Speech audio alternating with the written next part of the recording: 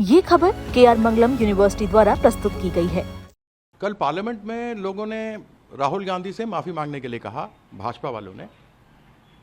इसका जवाब भाजपा वाले ही देंगे कि राहुल गांधी को माफी मांगनी चाहिए या नहीं।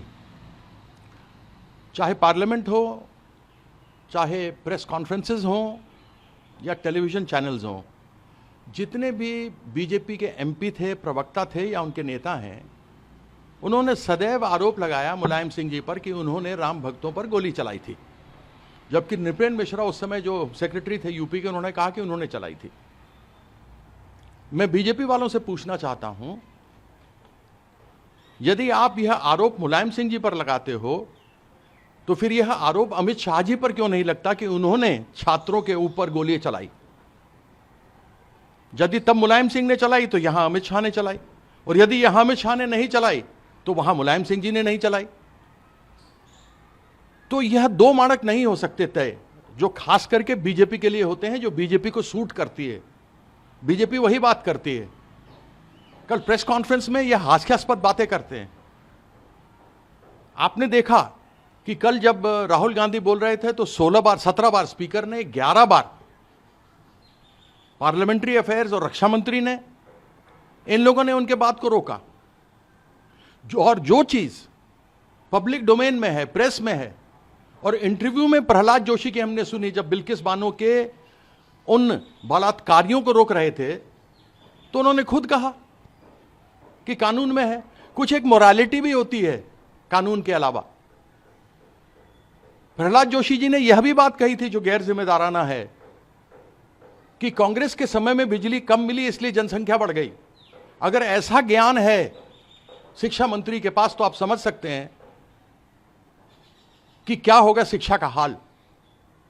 तो यह प्रश्न बीजेपी जवाब देगी, उनके सांसद जवाब देंगे, उनके प्रवक्ता जवाब देंगे, उनके नेता जवाब देंगे, जिन्होंने कहा कि राहुल गांधी माफी मांगे।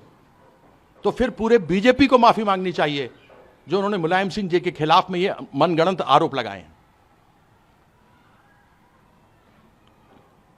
ममता बनर्जी ने इलेक्शन कमीशन को लिखा है और उनसे कहा है कि आप पक्षपाती रवैया अपनाए हुए हैं।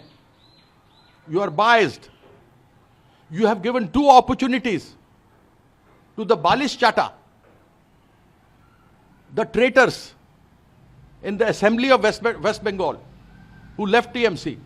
You gave them twice the opportunity and they have not yet come to you. How can you do that?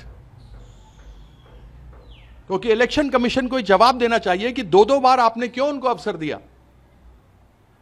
वो बालिश चाटा, ऋतुव्रतो, एक गद्दार, उसके साथ में जो बाकी लोग हैं, उन लोगों ने अब तक जवाब क्यों नहीं दिया? और हमें केवल एक बार कहा गया, हमने पूरी सारा कुछ पुष्ट दे दिया है।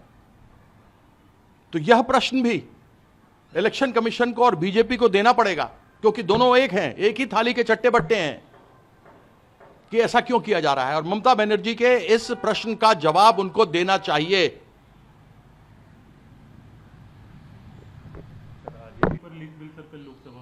क्या एंटी पेपर लीक है ये कोई एंटी पेपर लीक है? उनका ये कहना है, उन्होंने क्या गारंटी दी कि लीक नहीं होगी? उन्होंने कहा कि हमने इतने पैसे 1 करोड़ बढ़ा के 10 करोड़ कर दिए, तुम 20 करोड़ कर दो। तुमने सजा की अवधि बढ़ा दी।